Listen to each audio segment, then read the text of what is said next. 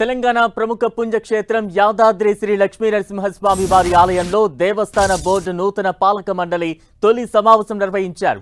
ముందుగా నూతన పాల్వర్గ సభ్యులచే ప్రధాన ఆలయ ముఖ మండపంలోని బంగారు వాకిలి దగ్గర ప్రమాణ స్వీకారం చేయించారు ఆలయ అధికారులు.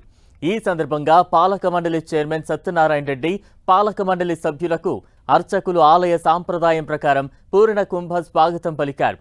శ్రీ లక్ష్మీ నరసింహస్వామి వారి ఆలయ పాలక మండలి చైర్మన్ గా సత్యనారాయణ రెడ్డి, పాలక సభ్యులుగా వినోద్ వెంకటస్వామి, కొనిదల సురేఖ, విజయరాజం, పోచబోయిన ఈశ్వరమ్మ యాదవ్, గుండ మల్లయ్య, కంఠం మణిస్వాతి, రాఘవేందర్రావు, డాక్టర్ లక్ష్మీ నారాయణ నాయకులు ఎన్నికయ్యారు.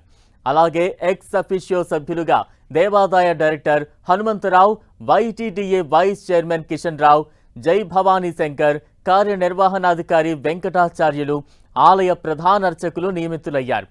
పాలక మండలి ప్రమాణ స్వీకారానికి ముఖ్య అతిథులుగా మంత్రి కొండా సురేఖ, ఎంపీ చామల కిరణ్ కుమార్ రెడ్డి, ప్రభుత్వ విప్ ఎమ్మెల్యే బీర్ల ఐలయ్య హాజరయ్యారు. నూతనంగా కొలువుదీరిన పాలక మండలి చైర్మన్, పాలక సభ్యులకు వేదాశీర్వచనంతో పాటు స్వామివారి లడ్డూ ప్రసాదం, లక్ష్మీ నరసింహస్వామి వారి జ్ఞాపిక ఫోటోలను అందజేశారు ఆలయ అధికారులు.